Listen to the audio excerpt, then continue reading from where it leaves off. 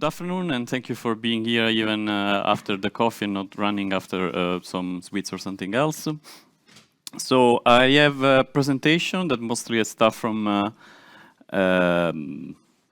my group, but instead of starting directly from that, maybe I would like to, because also this was a presentation I just gave yesterday. If you were yesterday at the Sano Science Days, it's kind of more or less the same thing.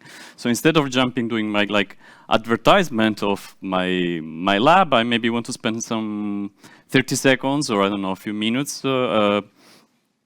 thinking a bit, what is this? So we are here. I would like first of all to thank the KTP and also to thank Klaster for organizing all these things. And we are here not just to talk about science, but more or less also to how we can translate science into the real world, or either some kind of translation through directly through some entities or some national things with hospitals or through companies. So because after all, we cannot always survive with grants. It's good if something is translated and start surviving on their own as a company. So my career was like before doing some, I've been in academia, then I moved to MBA. Instead of doing fancy things, I ended up working with health economy, but in sub-Saharan Africa. So I ended up not making money, but just struggling with cost-benefit estimation of vaccine, and that was always a problem because in the end, if you want to translate things and not just survive with companies, you need to do some kind of product market fit that not always is working, especially if there are some underrepresented communities, which not necessarily are in sub-Saharan Africa or global South.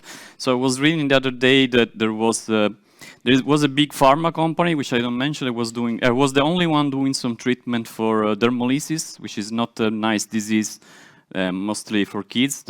And they've been shut down because all the investors, they were not making money enough. So, and yeah, that's the thing we might want to think about it, especially if we are here for translation, like more.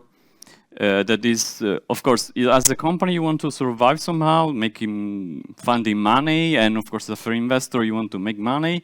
But sometimes, if there are like rare disease, it's inevitable that there is not much money. So maybe someone from governments or from larger entities should step in. But all these things are, it's complicated.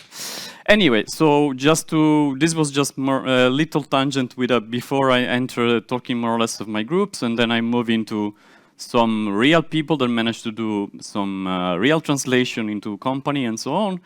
And if I have still time, just to give you an idea, so my lab is mostly focused in medical imaging.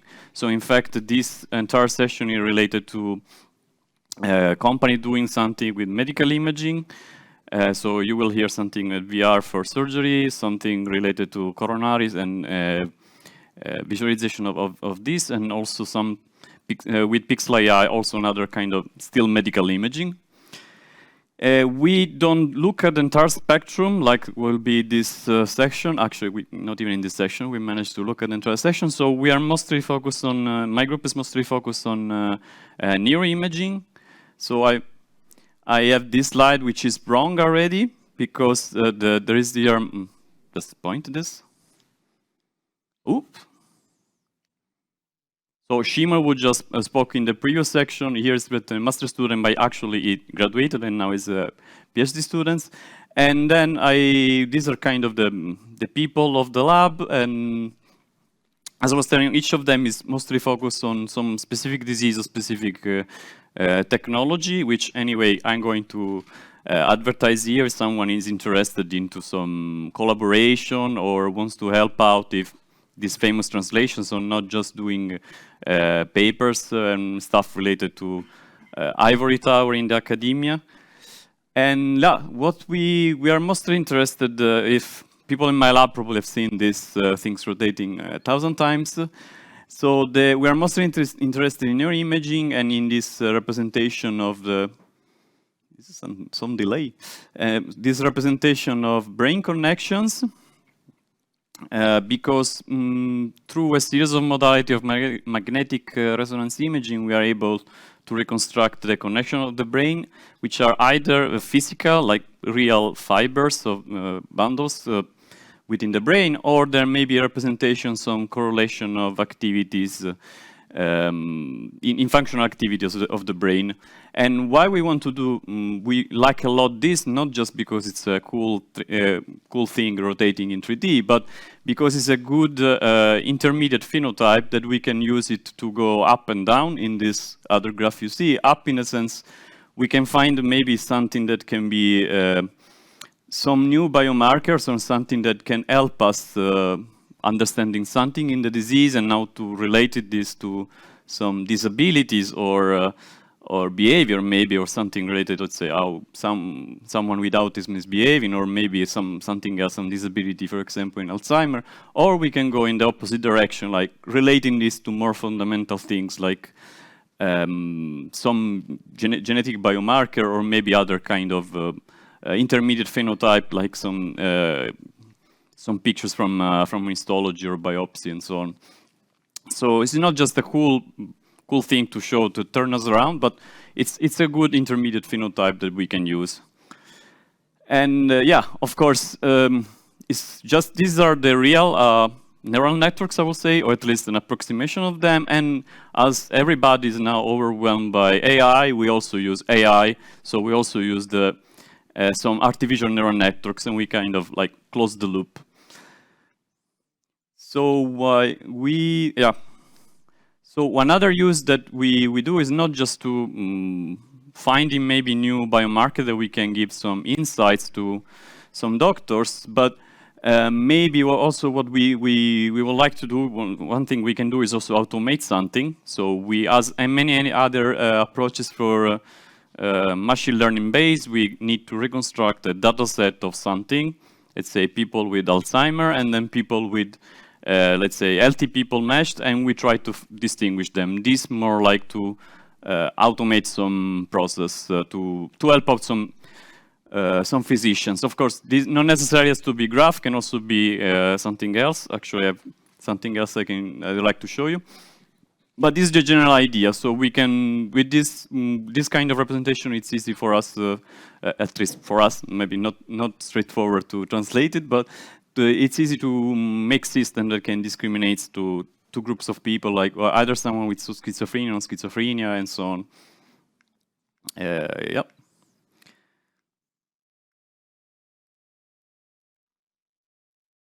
So one work that we did with this kind of representation, in fact, relatively recent, is that we considered the idea that this intermediate phenotype I was telling you can be used to distinguish group of people, but not only we were more interested like what does it mean, or what can tell us more.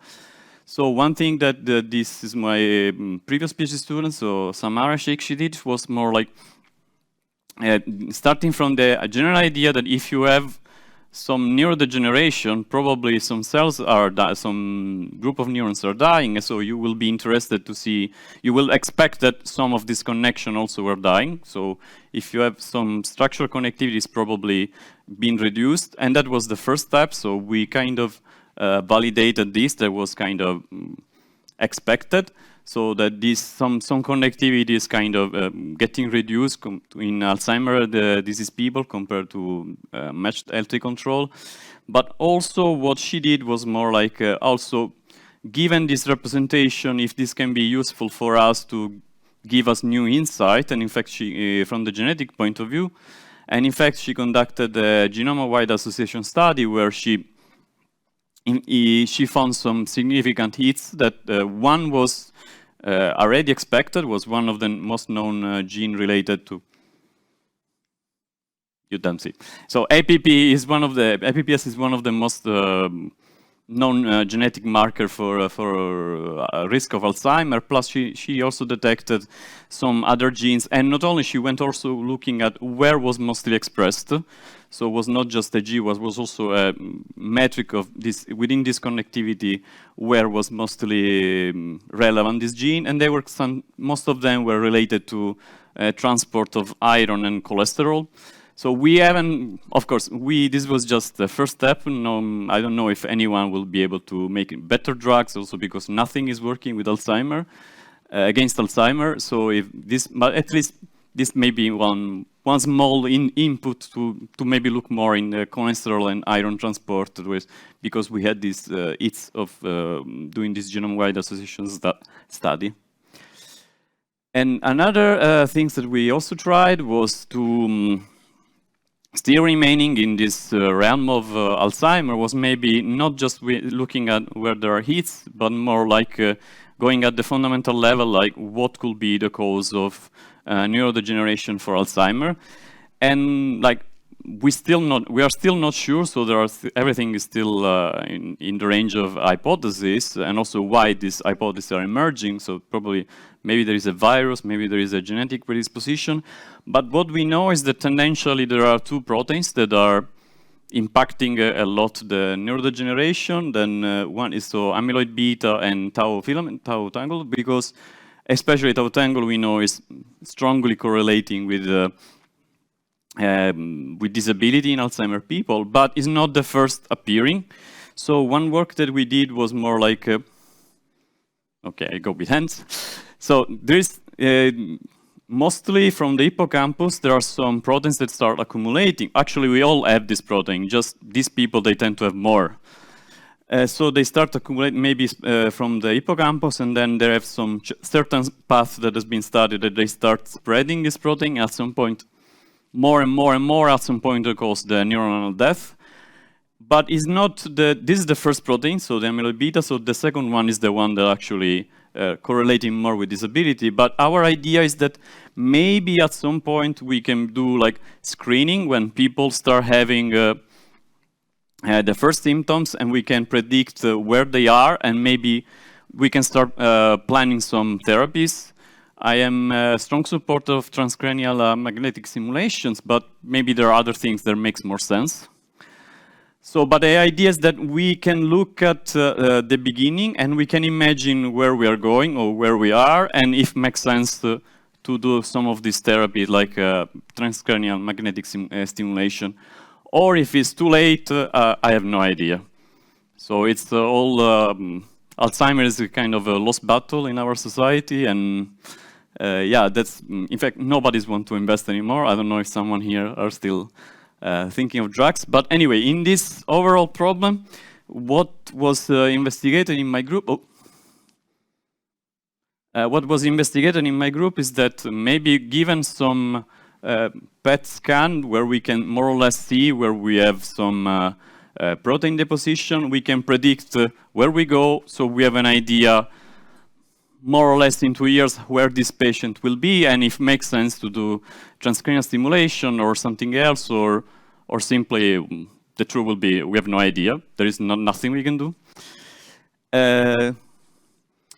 I don't go too much into details how these things work, but so we started from some state-of-art models that were related to simulations, mostly coming from physics, like stemming like from something like a heat equation, like similar to imagine that if you have something, if you give some input of heat here, so it's getting, the worm is propagating through some metals. So that was the general idea that people investigated before. Or another previous model was more similar to epidemic spreading. So I think after COVID, you all know SEER or all these things that spread. So they apply something similar to infectious disease spreading simulation. Imagine that each brain region is like one person infected of COVID, let's say, and is passing to this guy. So simulating how this protein spread around like this. So this was not developed by us. These were works of these two people and other people starting from these two approaches. What we investigated was more related to machine learning. So first from something actually trivial machine learning, like autoregressor model, and then with graph convolutional networks. And what we found substantially was that we were comparable. We were obtaining very similar results without the need of these crazy simulations. So at least we were there. Plus, in some cases, we were even better because we noticed that the simulation and the spreading were trying to anyway increase all the time. But for example, in this case, our machine learning model was able to understand that we were in this case and just increment bit or not increment, while the simulation were still pumping. So at least we were, in this case, we were more realistic compared to the simulations. And yeah, and this was one of the work that we have conducted. And then another thing that you will see more later, we kind of investigated how we look like a brain before and after surgery, for in this case of brain tumor. And yeah, I don't go too much because there is a further presentation about it, but we made also some kind of prediction how this is supposed to look like. Okay, you don't know what this is. So this is a representation of the brain connectivity within a matrix. It's just a more compact thing. So what we were doing substantially is given the connectome before surgery and after surgery, if we were able to predict it. And actually was working well, although there were a series of complications because like brain tumor is not just something growing in the brain, is also there is a series of mechanisms, also especially with like there is edema, so there is like some other water spreading around that is complicating what you're getting from magnetic resonance imaging. So there are a series of complications that makes complicated this prediction. Plus, you will see later what we can, why this can be useful. So I don't go more into how this can be used.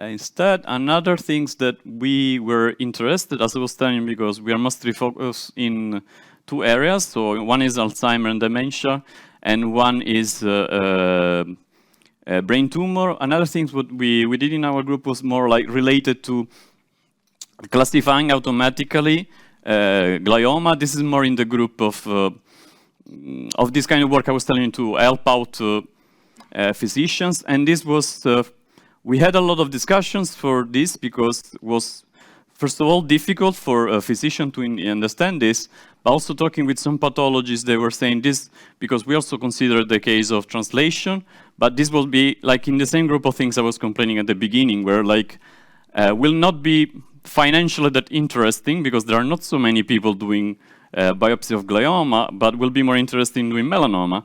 So this is maybe a criticism, like I was telling at the beginning, that we have this driven related to market fit that makes sense, obviously, but it's also kind of tearing down the translation of science in the real world because there are not so much people interested in doing translation of histology image for glioblastoma rather than other diseases.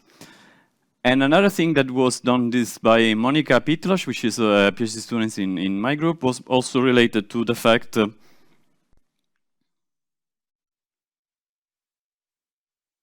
yeah. So in this trend, super trend of generative AI, like I think all of you have seen Midjourney, we were kind of considering the idea that MRI are not invasive, while biopsies are invasive. At least either you take something or the patient has to be dead, which is slightly invasive. So what we try to investigate is if we can generate something, for example, let's say people are doing, they draw some lines and automatically is generating a picture of a house.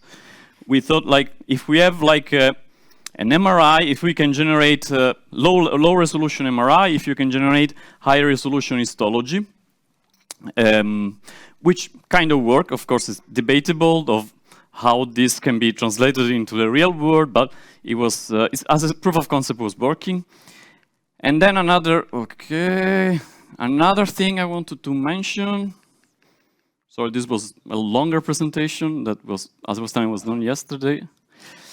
Yeah, so another person that is working in my group, which is Rosemary Blanco, is working more into using neurotech in the real world because apart from new modality, not necessarily just EEG, but also FNIRS, so functional near-infrared spectroscopy. She's like interested to see if we can find. Oh, no, too fast. If we can find like some markers, not when the patient is going to a place and we record something, but if they can wear, let's say, small wearables with EEG or FNIRS the whole day, so we can detect if there's some changes in their behavior, is maybe related to some small improvement. Of course, as I was telling you, Alzheimer's is more or less a lost battle, so we don't expect to find a cure of Alzheimer's, but maybe something that is showing that we maybe with some behavioral change, we can also reduce a bit more the disability of these people, and we have the proof that we track them during the day.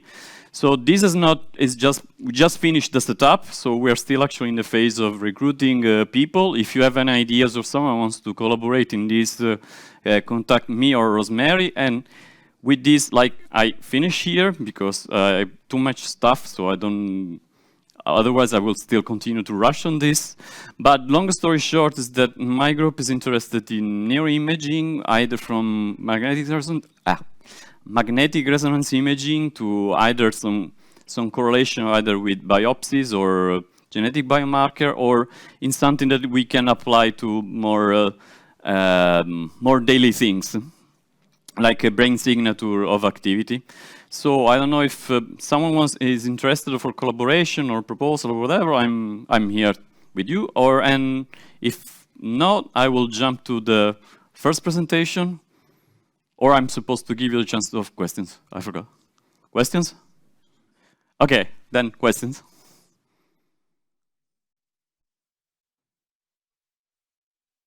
It was too fast. You didn't get anything.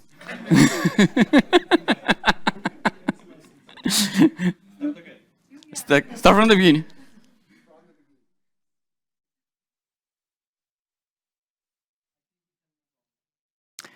Okay.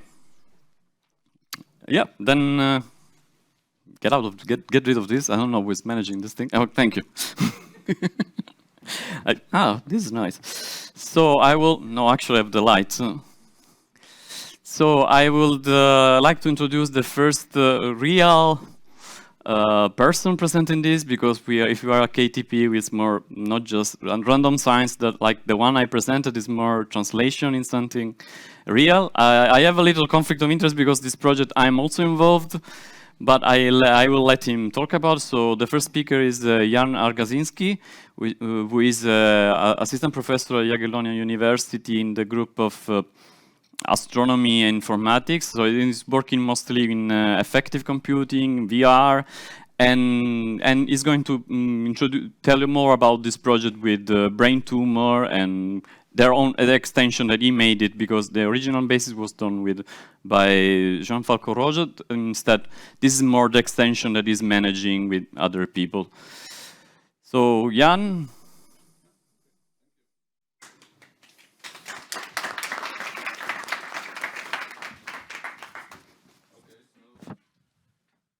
I think I won't need that. I usually don't. So I have my amplifier, and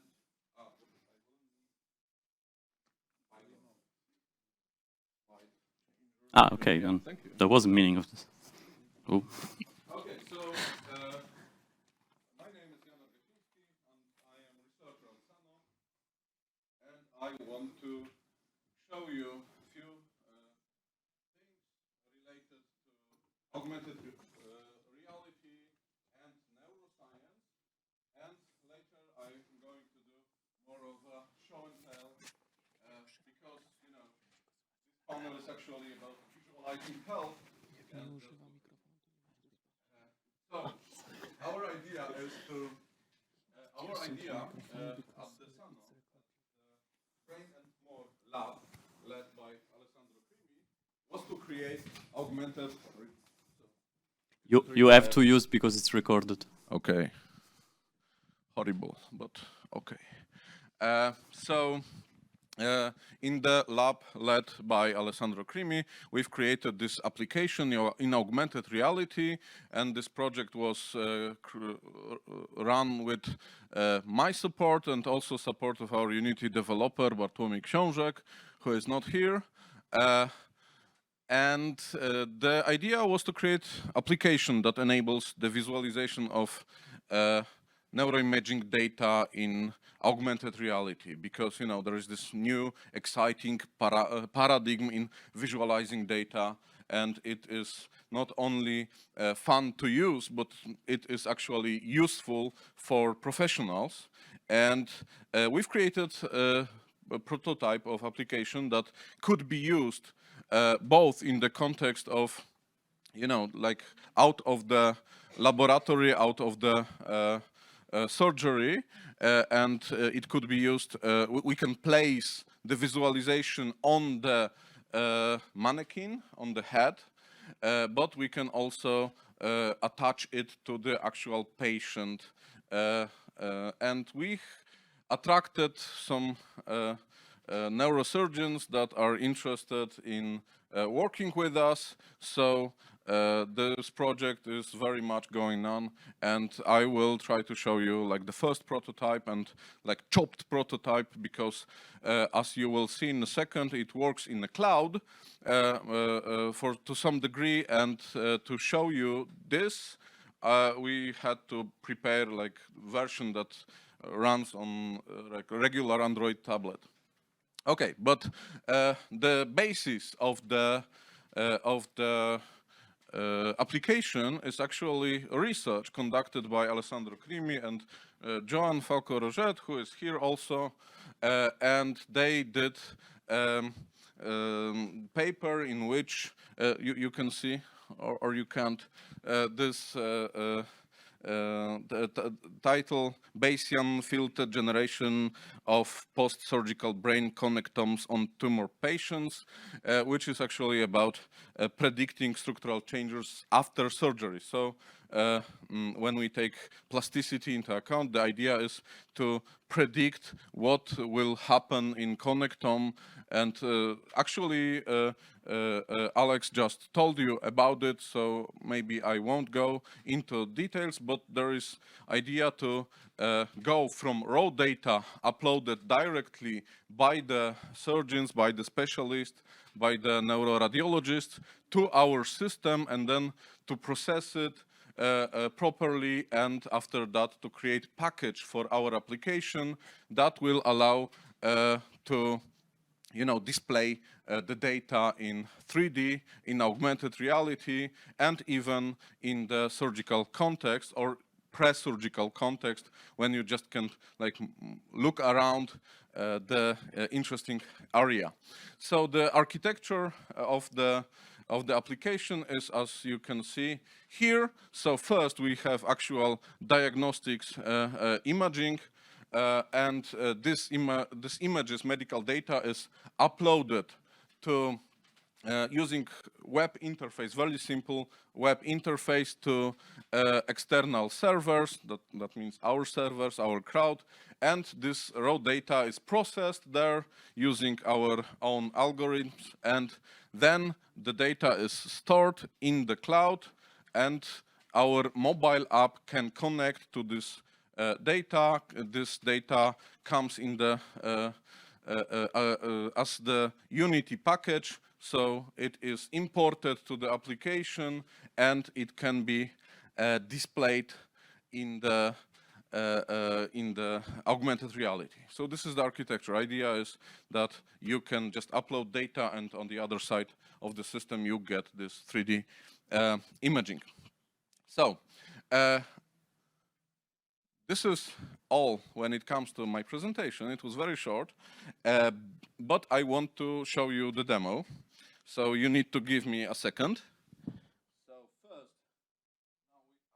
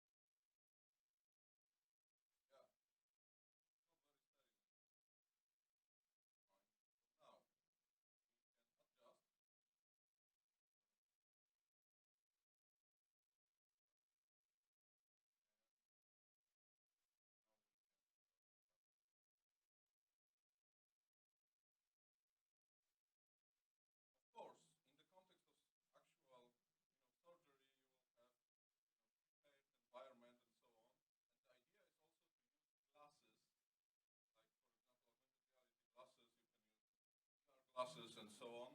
And if you ever use something like MetaQuest 2 or MetaQuest, for example, you know that you can like object in 3D space actually. So this QR code won't be needed. This is like just for display purposes. Nonetheless, I can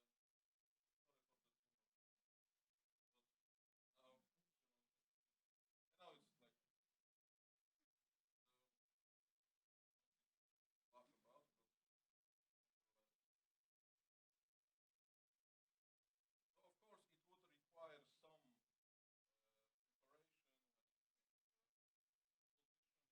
laugh about, but nonetheless. So of course it would require some preparation when it came to positioning object in 3D space, but you get the idea. Spectrogram of so of course it has to be properly scaled and so on, but you know we sort of prepared this version of the application like specially for you to be able to show it on stage, and this is not something that I would feel comfortable on. Okay. Yeah, so like yeah. So we have different forms of visualization. We have different types of objects. That's say connectome. We can do around and so on. So we can have connectome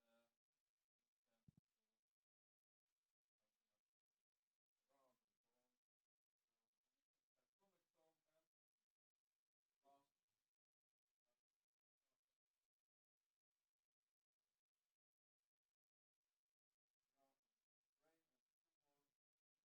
last brain and tumor. This is the context of head, and this is like pixelized version of the brain and tumor. Very rudimentary, but the idea with this type of technology is to leverage what is there, like off the shelf. You don't have to buy or create very sophisticated equipment to make something that is interesting and helpful.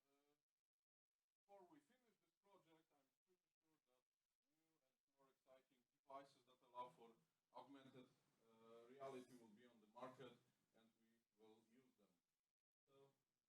So you had a peek preview of our research currently in progress. If someone is interested in this paper, actual paper on prediction of this connectome, you can ask me, Joan, or Alessandro. Thank you very much.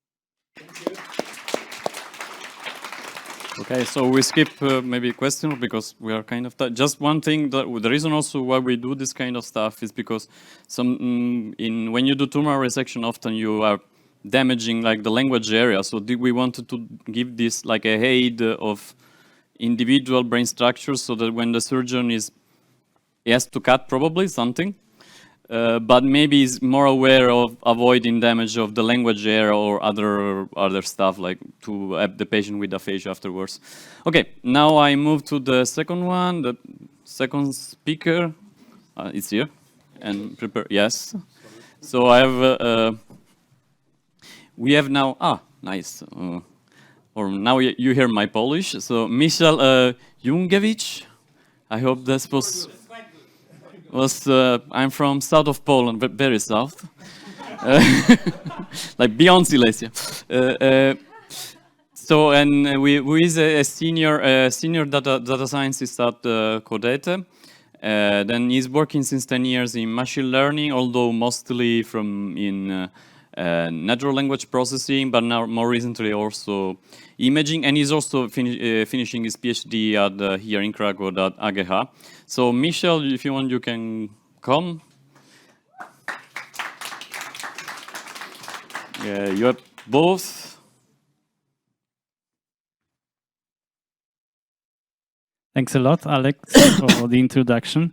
So, good afternoon, everyone.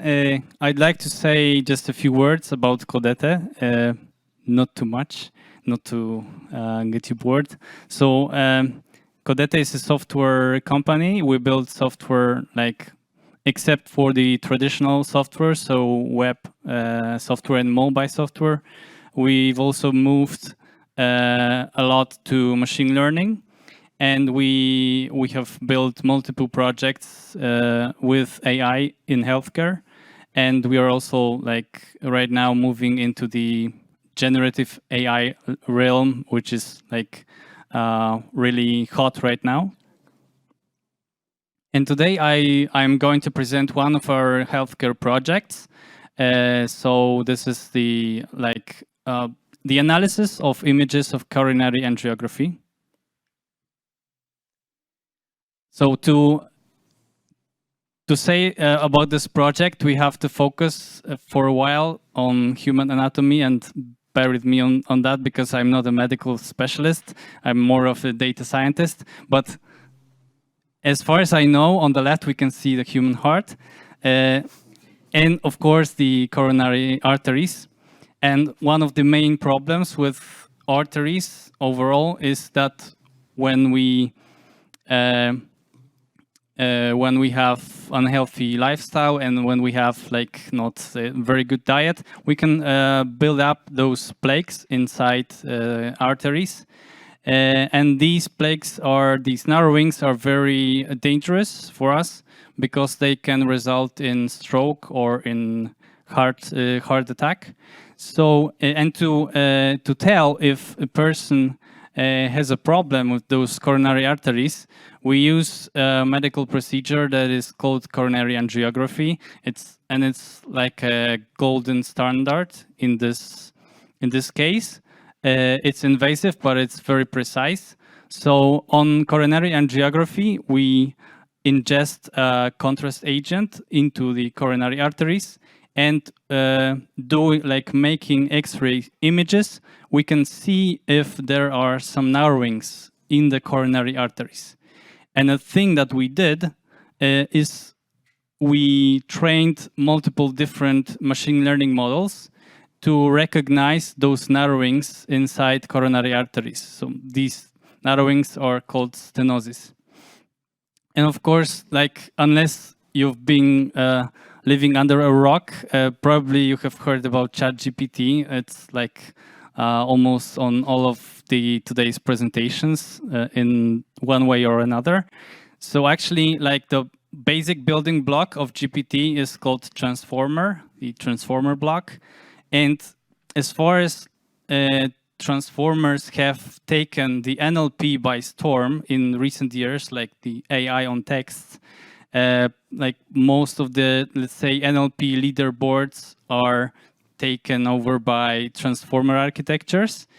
At the same time, like in computer vision, transformers have been introduced only lately.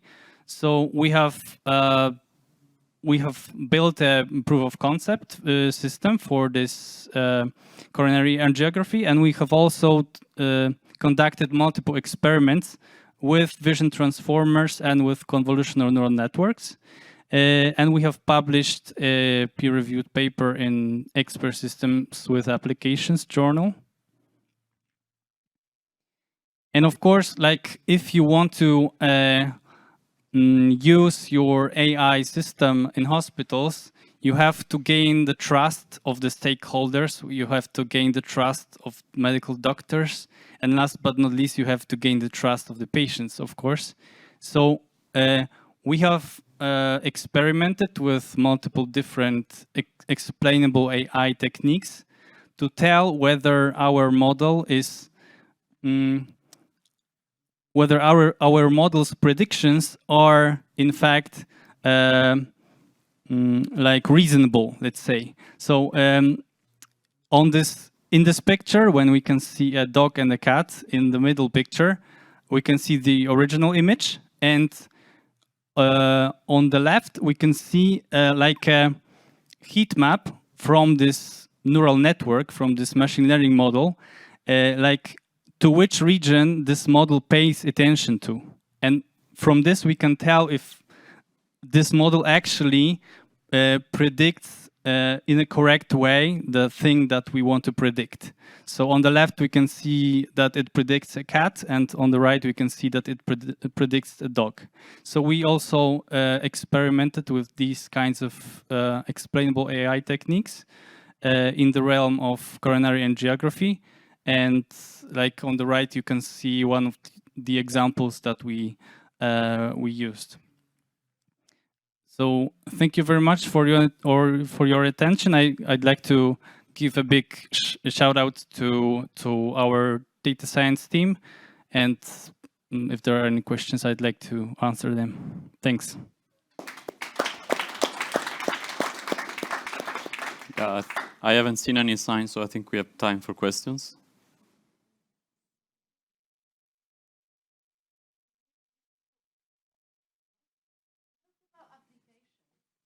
I think, yeah, that's what I was looking for. Yeah, thanks. That's Yeah. Oh, thanks. That's great. Absolutely interesting and good work. You talked about, Codetta. I mean, I admire. This is a software house with a big ambition also to change healthcare, and in some areas, Sano and Codet is working together. But I wasn't aware that you are doing this kind of solutions. Would you talk a little, because you said that was a POC, right? Would you talk about validation for that and what kind of usage you predict for the solution? Okay, so thank you very much for this question. So as you say, this was a POC, and like this means that we were doing some kind of experiments with different machine learning models. But to move to the next phase, we have to find some let's say clients or hospitals that would like to use it. So for now we are like experimenting with different topics, but like for the next phase we need to have those people, those organizations that would like to use it. We have time for other questions.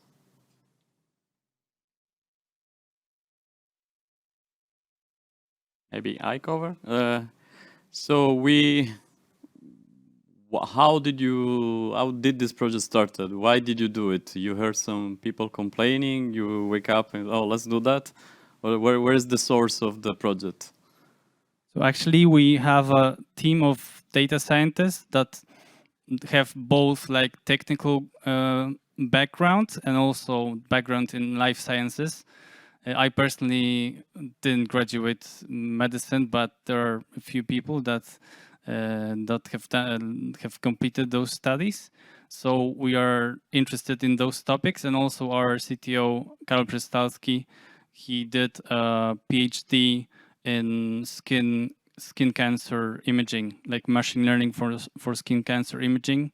So like those are, I think, the main reasons that we want to do such projects. So you internally, according to your knowledge, decided this is useful? Yes. Okay. Thanks.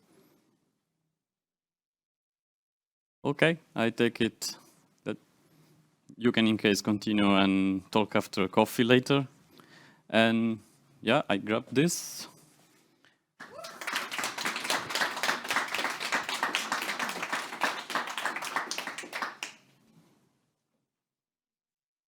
So this is not changing. I have to wait.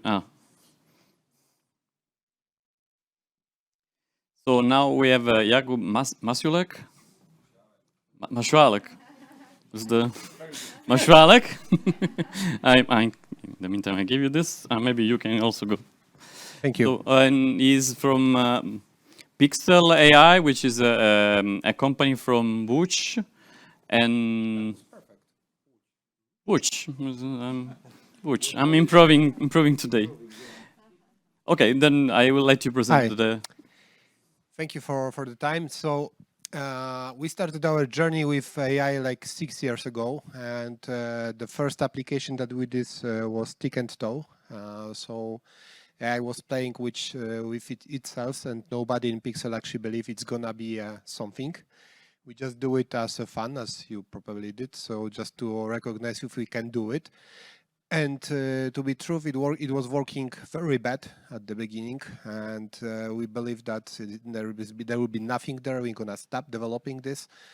And then suddenly one of our colleagues came up to idea that we should do one of the opponent dumber than the second, and the second should be smarter than the other. And suddenly it starts increasing and in training very much, and it gives a perfect results. And then how we decide to actually do something more. So right now we are working with over 200 hospitals all over the Poland and many more abroad. And we actually won the first project that were very hard to actually won.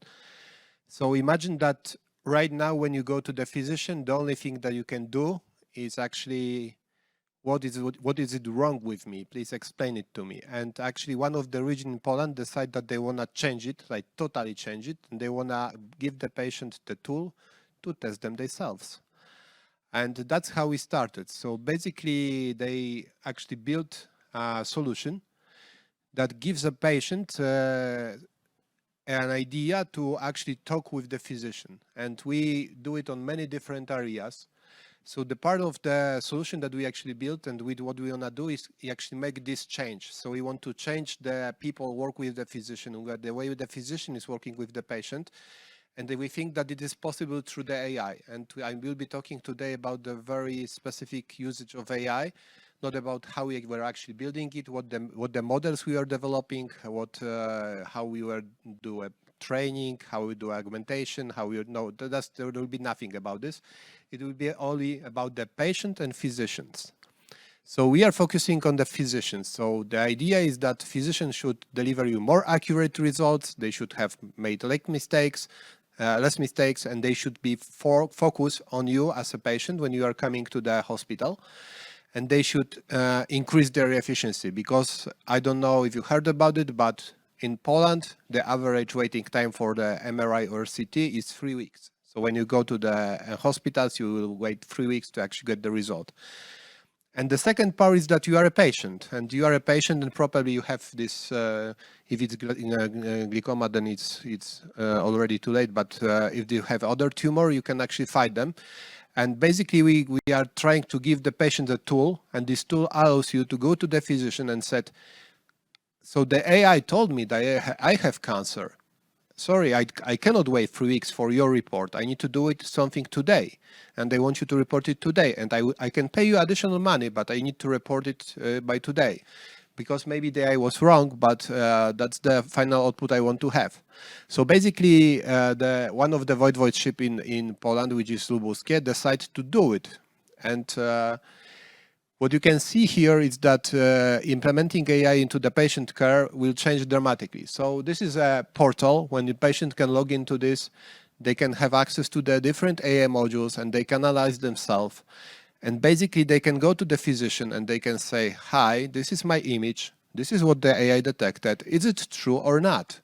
This is a report that AI detected. Is it true or not? And this will change the total dynamic between the patient and the physician. And the reason why the Lubuskie focus on was pulmonology. So this is all the reasons why we should actually do it. So first of all, there is hundreds of thousands of people which are diagnosed with lung cancer. Second part is that, have you heard that there is a screening program in Poland for lung cancer, but there is only enough money for only 1 to 8 people to get into the screening program. So what does it mean? It means that 7 people that probably has cancer will not know it for another year, because there is not enough money to screen them all. And like around 40% of this cost is radiology reporting. So if we can do it automatically, we can actually increase the throughput. And there is a lot of people dying each year because of that, and we can actually change it. And another part that we are talking and we are thinking at this is a brain. So this is a Polish, because I know that some of you are from Poland. So this is a free radiology report. And this is another problem that we have right now. So when you have radiology report and you are going to neurologists, based on those reports, they will tell you that something is wrong with you or something not. First of all, try to read them. I already make a bolder part that's increasing. So in 2019, to this patient, they told that number of the lesions is comparable with the previous report. But guess what? This was the first study that this patient has. So there was no previous report, but either they reported that this way. The second was they said that the brain's image are stable. And what does it mean? What means stable? It means that I'm comparable to other patients. Is it stable so I'm still sick, but is it stable? What does it actually mean? And nobody knows it. And in 2020, it said that there is new lesions detected, and they are hypodense in comparable numbers and size to the previous study. But in the previous study, they said it is stable. So what's happening with this right now? And basically, we also built an AI model for this. We analyze MRI for these cases. So instead of having the report like you saw, which says comparable, stable, and comparable to the lesions in the previous study, you can actually see that in the previous study you have 161 lesions, and right now you have 194. The cubic centimeters of those lesions, and you can actually compare yourself by numbers. How was it before? How was it right now? And right now we don't need to have a conversation with physician like, is it stable? What does it mean stable? And in this patient, as you can see, it's not so stable, because I'm looking at this and I'm looking that the numbers of lesions increased, the total volume increased. So maybe I'm not so stable anymore. And that's how we start our journey. We choose the mammography for our first AI models. Then we choose brain for our second AI models, and it was very hard. So we choose probably the two of the most hard cases in the beginning, and the mammography is not success till now. It's working pretty good, but it's not as much accurate as a CT or MRI models. And we focus on those three because brain, heart, and the lungs are responsible for 54% of people dying each year. Diseases in these three regions. So we want to tackle them, and we want to create a space when you can actually go through your time and life and be analyzed with the AI models. And if you can see this and you want to do a partnership with us, I mean into development, into the analysis, into the using this, please talk with us. As you can see here, this is something that patient in the Lubuskie will receive. So right now, you don't go to the physician and you don't talk with them like comparable, the same number, stable, because you have all pointed out. You have the numbers, you have the highlighted parts of your CT scans in these cases. You see the total volume of your disease, and this is something that you can bring to the physician, and either he agree with this or disagree, but you have a platform to actually communicate to each other. And this project was over 9 million in zlotys for total value, but guess what? 200,000 patients every year gonna be scanned by this from the region which has 1 million people. And I was calculating this. If 200 patients gonna be scanned by the physician, it's gonna be cost around 100 million zlotys. So basically, it's a total saving for them because we can look on this differently. And at the end, I would like to invite you to work with us as a partner for developing a new AI models. We actually came up with the pretty good platform to do it, and we are working with Klaster from Kraków to actually bring this platform for all the partners. And with our team, which right now the Pixel is over 150 people, we are able to produce new AI models every 30 days. So right now, that's the speed how we can actually build the new AI models with ACU above 90%, most of them. Of course, they are exception, but most of them are. So if you are interested, you have a contact to me, and of course, there is a phone number in this QR code, so you can call me and talk to me. Thank you very much.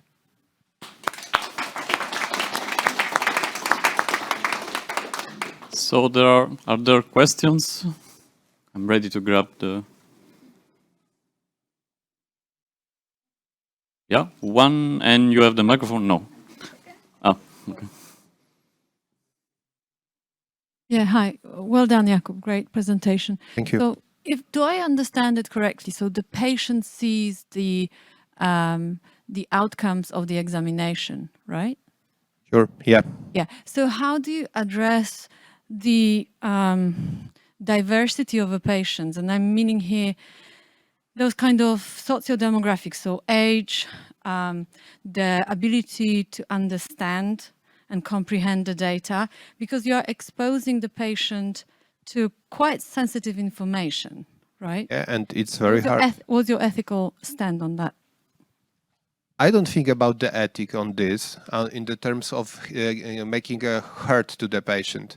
So basically, I'm always asking the patient. So right now in Poland, there is in Europe, you cannot send your data without accepting, all those procedures about carrying that you will hide your data and so on.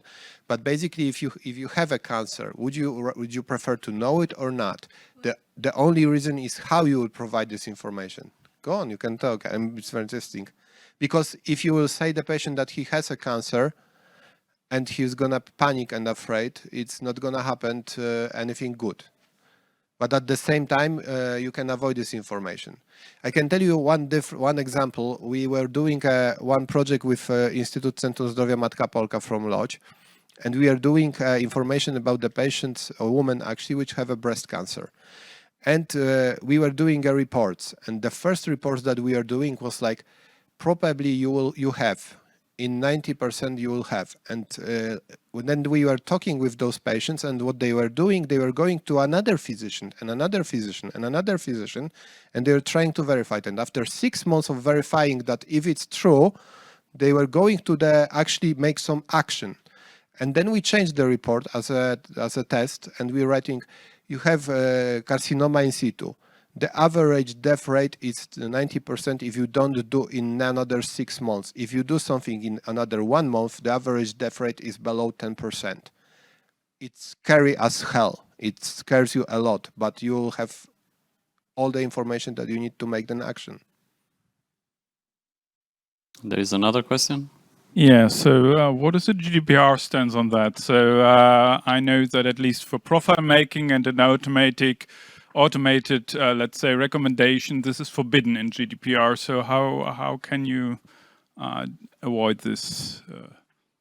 You mean what? Because I don't know this policy, to be truth. Well, if you make a profile, so yeah, it might be that you don't have a profile of the patient. No, a profile of the patient plus an automated decision without any intervention from a doctor is explicitly forbidden in the GDPR. Yes, so basically what there are two things are happening. First is that patient which is uploading the data, the data are started being anonymized, so we don't know what's the name and the information of the patient.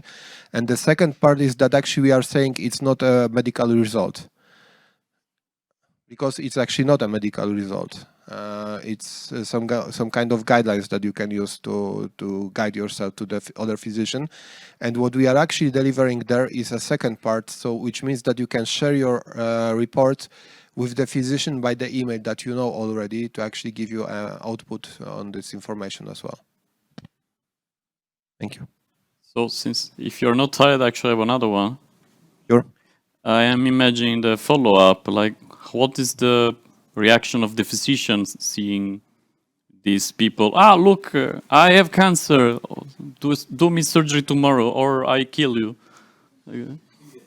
Yes. So we have this actually the same reaction as you said, but there are other reactions. Like for example, so they're gonna sue me now. I'm gonna go with the court, and there are gonna be some cases about because I have a misdiagnosis. And that's the things that a physician are afraid actually. And at the same time, I think that they are saying about leaving the country, going abroad, like, that's a joke. But actually they said they actually afraid of this. They're afraid of things that will happen, and they actually make a mistake. So the reason why we are implementing this is very, very toughly. So basically, first we are implementing those into the hospitals. So the hospitals will have it for at least 6 months to a year, and the physician will see the AI results next to their report, and they can accept it or either disagree with it. And basically this gives you a coverage for the year to actually learn it from the physician point of view, and then the patients will get it. And then the patient's getting after. after the physician Okay, will okay. learn this. That's So better. I was scared that the dynamic is first patient and then doctor. That will be a trauma. it will be, yeah. Thank you very much. Okay, I think as a guest talk we are done. I have 20 minutes for goodbye, but that was my program. But 20 in each language I go goodbye, auf Wiedersehen, or do widzenia, or.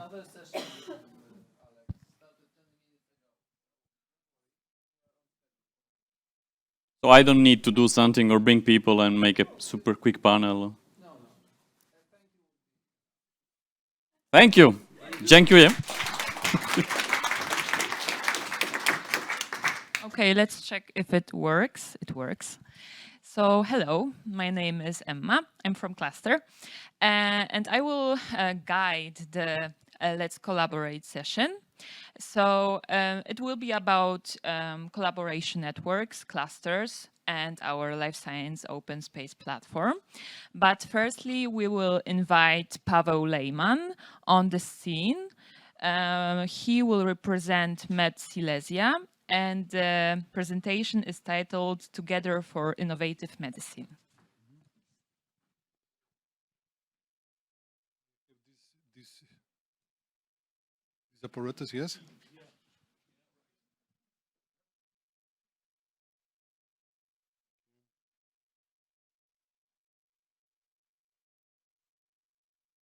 Hello, everyone. Maybe let's start with the film. Yes, can you start the film?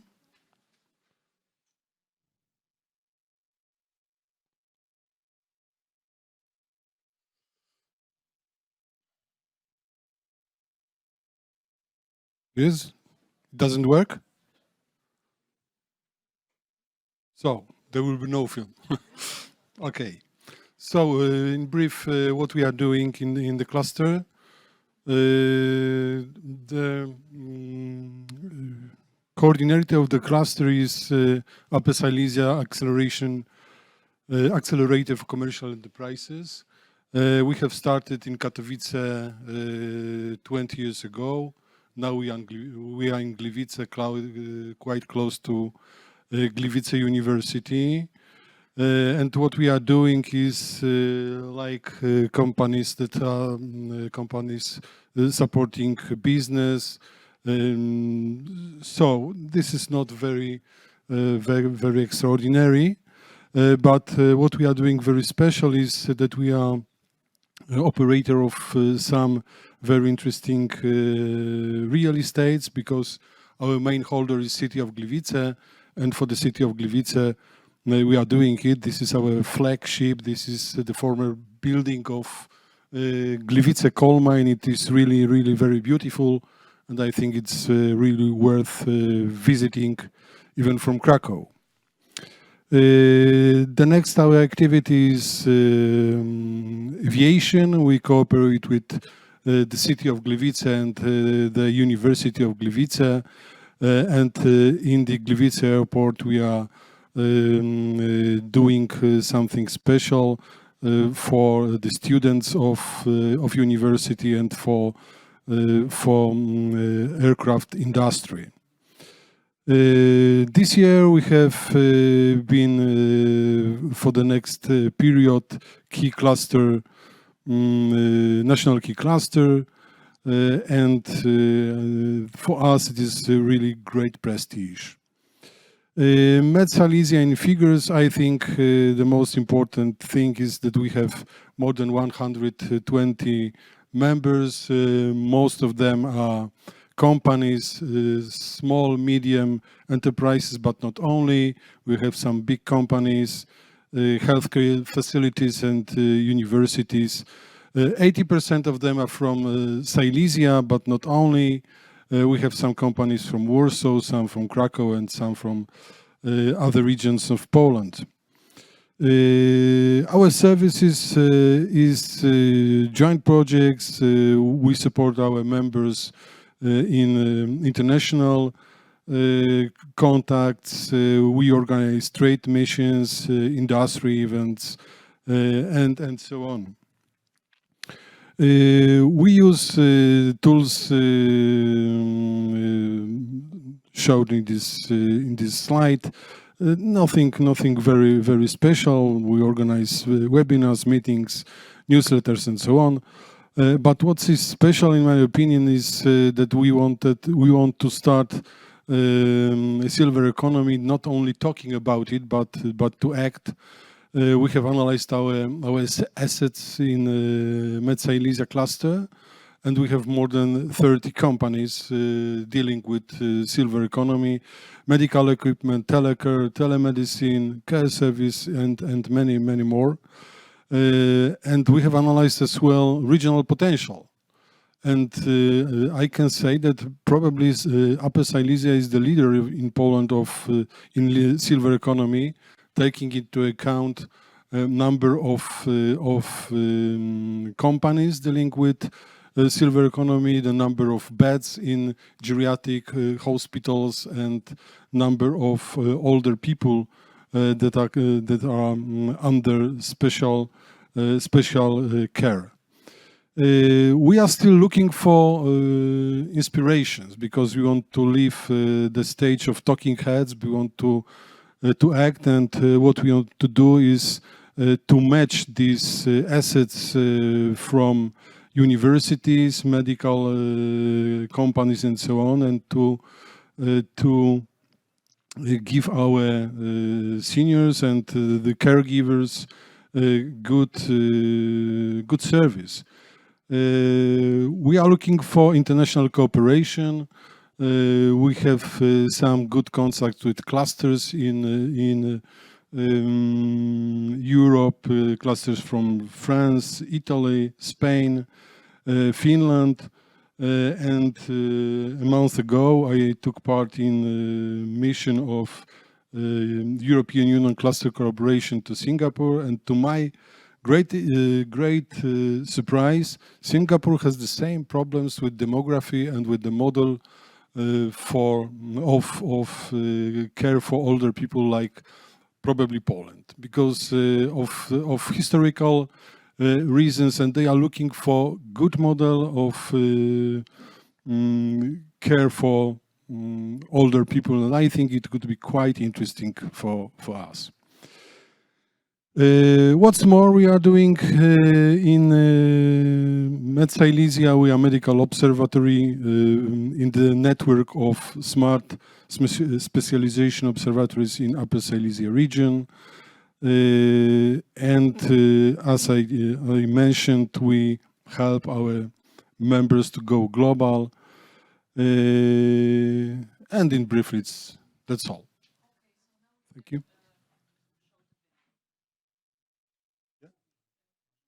Okay. MedSilesia Polish Key Cluster, your partner in Europe. Our location in the center of Europe provides an excellent access to the European market.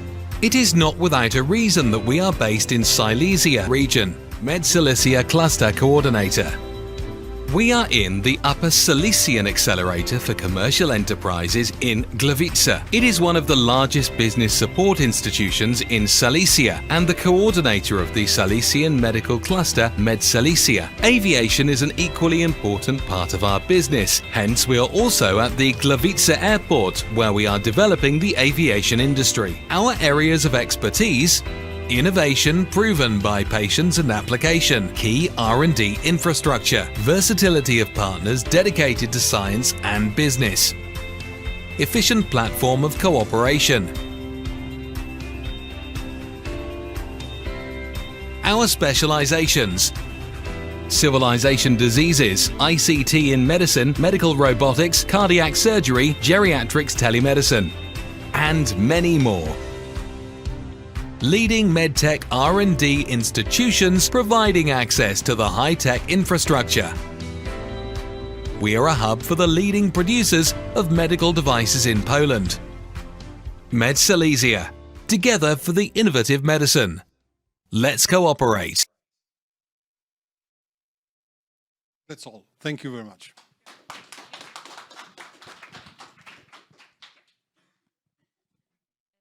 So thank you very much. And now I invite Michał Buda with the topic NutriBiomed Klaster, a platform of cooperation between R&D and industry in the life science industry.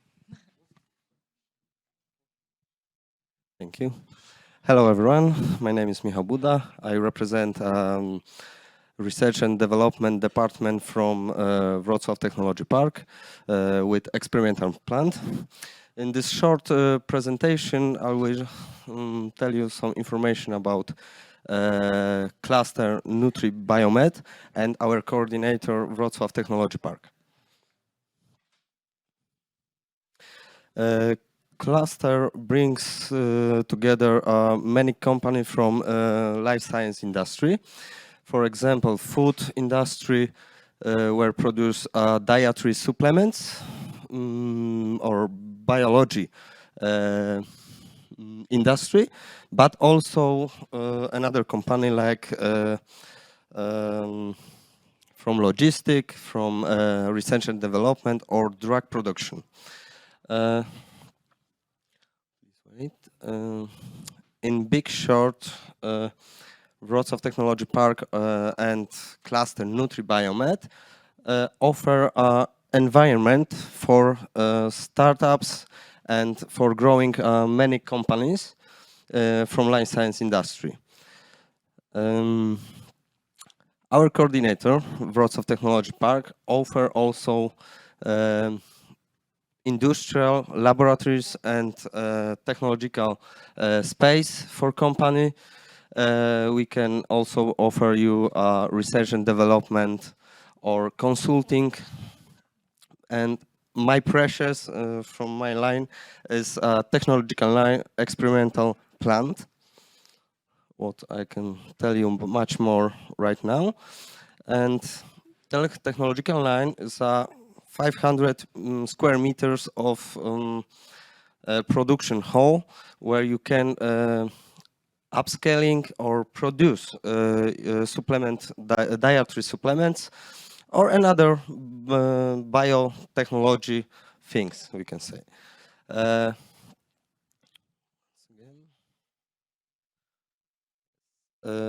Experimental plant or technological line is a few or much more than few, because it's almost 15 modules for production dietary supplements.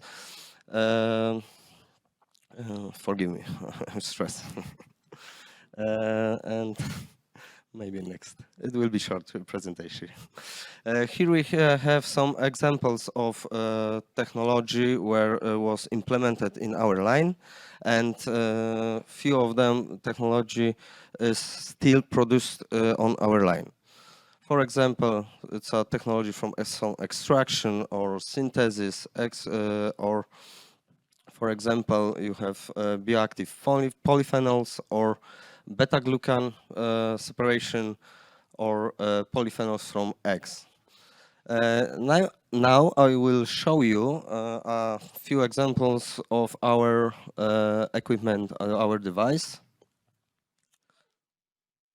Yes, here we have some tanks. There is we have some tanks for some kind of synthesis reaction, extraction, or another things.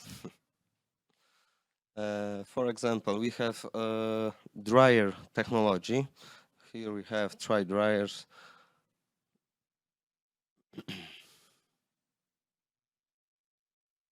Another example, it's a membrane filter press, or our spray dryer for making some extracts in powder form.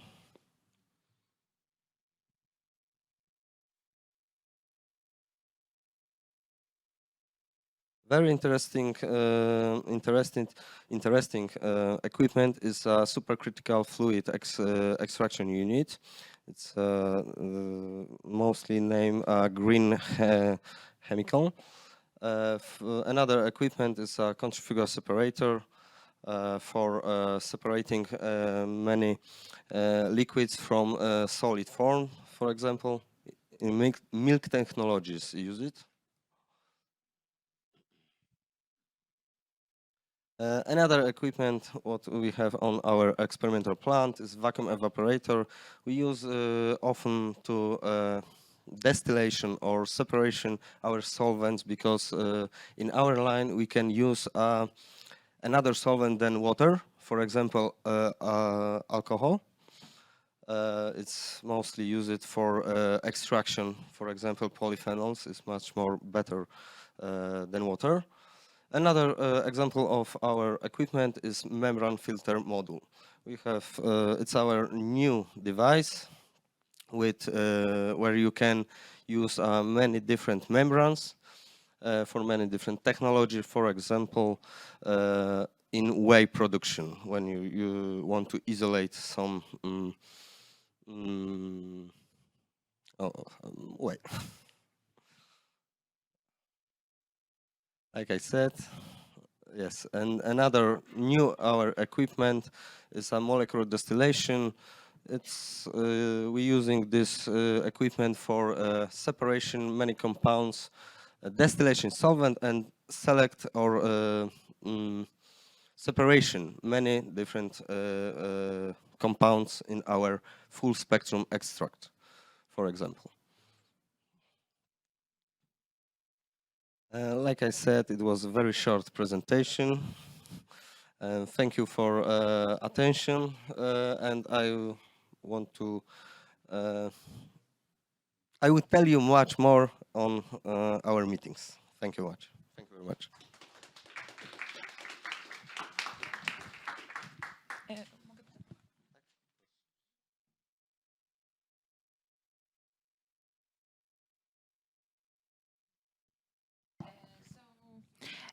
Thank you so much. And I know that it's late. I know that there's the inspirational session in front of us. So I will try to be as short as possible.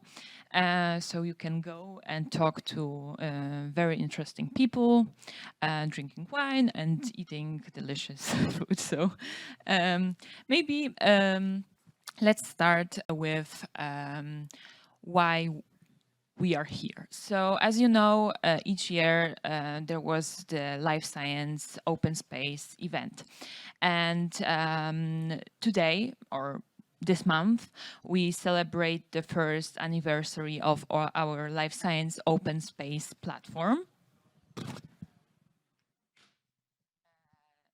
which was implemented last year during the online version of LifeScience Open Space. We have two persons that are very responsible for the platform, and every question should be directed to them. This is Asia, right here. She knows the answer to everything, and Grzegorz, who left. So he will be back. But actually, right now, we have a lot of organizations, and we strive, of course, for more. But the main idea behind the platform was to serve as a direct response to the identified needs and of our partners. So we did some surveys around our partners, and we gathered the insights, we gathered the expectations and proposals, and we chose the right platform to build a community for the life science industry. So as you see, this is the interface of the LifeScience Open Space platform, which has different features, and with the following months, they will be rebuilt and reshaped to be better and to just express different features for the community building. So first of all, it is the marketplace. where you, as a company, as an entity, may introduce or showcase your offerings, your services, your expertise, and thanks to that, explore different opportunities for partnerships and collaboration. So this is the first feature. Next is the organization. So if you search for life science companies, this is the right place to do this. There are some filters that you may use, such as biotech or medical technology. And thanks to that, you can easily filter your needs. In the upcoming months, we are excited to update the platform. Sorry, I should have the microphone a little bit closer, and introduce refined possibilities of categorizing your offerings. So the spectrum to filter your offerings will be much broader. Yes. Then we have the special interest groups, which serve basically as a co-organizer and a speaker at once is not that easy. So thanks to special interest groups, you may, I would say, dedicate your needs to a specific subject, like a specific interest of community interest and expertise resources. So by joining the different special interest groups, you will find entities, organizations that work in the same environments, such as business and talent development or medtech. Programs. I think most of the programs that are available right now on the platform are the AT Health programs. So if you are interested in different opportunities, different projects, this is the right place where you may search for programs such as Hello AI Risk Program and take part in training sessions on AI in healthcare. Actually, you can take part till, I think, the end of December, so time is clocking. Networks work very similar as the special interest groups. We have now two of them, Cebio Forum and Vitagora Network from France. And yes, as I said, it's the purpose for a community building. Events, a very interesting feature of the platform, because in the several following months we will have much bigger opportunities, because we will have the possibility to organize an event, not only online, hybrid or offline, but also use the ticketing and booking option. If you're interested in holding an online event using matchmaking opportunities, we can also organize it on this platform. So as said on the beginning of my presentation, if you have any questions or you don't understand why you could use the platform, just reach out to Grzesiu, reach out to Asia, and they will help you with that. They will show you that it works. You just need some help, maybe. Okay, so thank you so much for this day, and see you on the inspirational session.